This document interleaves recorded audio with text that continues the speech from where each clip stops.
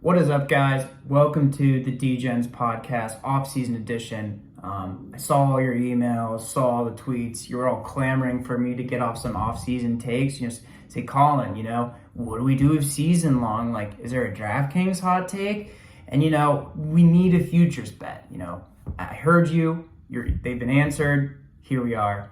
Of course, I am Colin. Unfortunately, our co-host Hayden couldn't be here today due to let's just say he's in an undisclosed location avoiding a certain bookie due to some terrible gambling picks. He's really bad.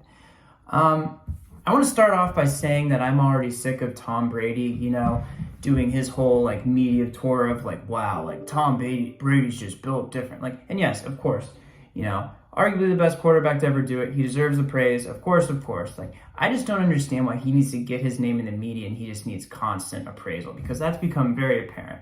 And with me, which is it? It's 6th-round draft pick. Everyone doubted the Bucs. They told me I was done. Or is it you're passing me for that, motherfucker? So which is it, Tom? Are we the humble underdog or are we the cocky douchebag? Because it seems like it's leaning more at the latter for me lately.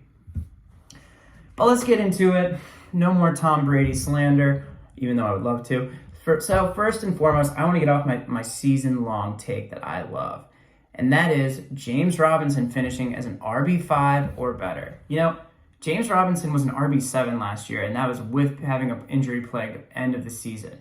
And, I think everyone's kind of writing him off just because of that Etienne draft. And I think that's kind of a red herring.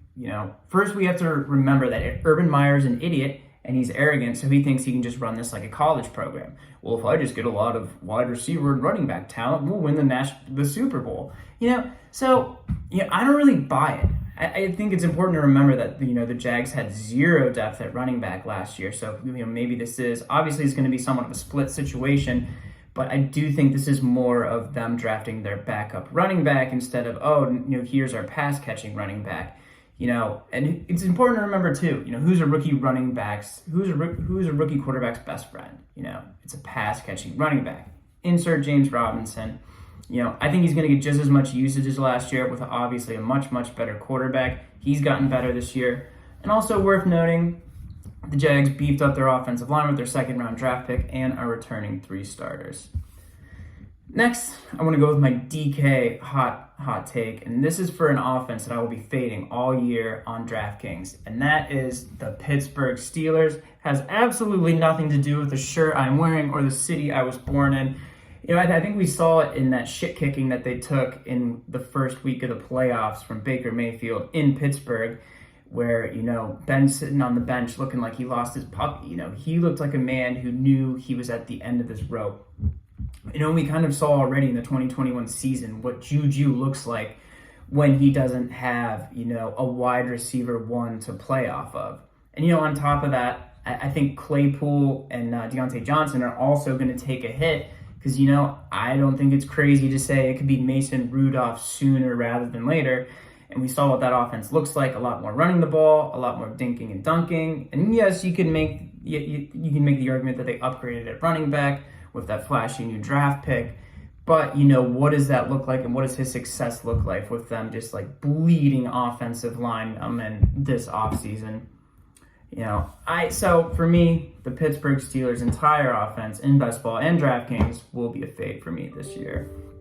And next, I've been scouring my online book, DraftKings, of course, for futures. That something that stands out to me and something that I love is the Rams to win their division plus 190. Now, of course, we get, 49ers injury, maybe bad injury luck last year. And of course, Russell Wilson and the Seahawks knocking on the door.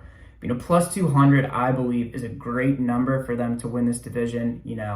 McVay's finally getting a real quarterback in Stafford, and I don't think it should go understated how much of an upgrade that is from Goff, as we saw how bad he was last year. And, I think the 49ers are given too much of an excuse with having, quote-unquote bad injury luck, which of course they did have, but you also still got Jimmy G. And then, as we saw at the end of the 2020 playoffs, that the Seahawks dynasty seems to be coming to an end. So because of that, I think Seahawks win their division plus 190 is a great value bet. And I think you could also sprinkle their number to win the Super Bowl as well if you're feeling spunky.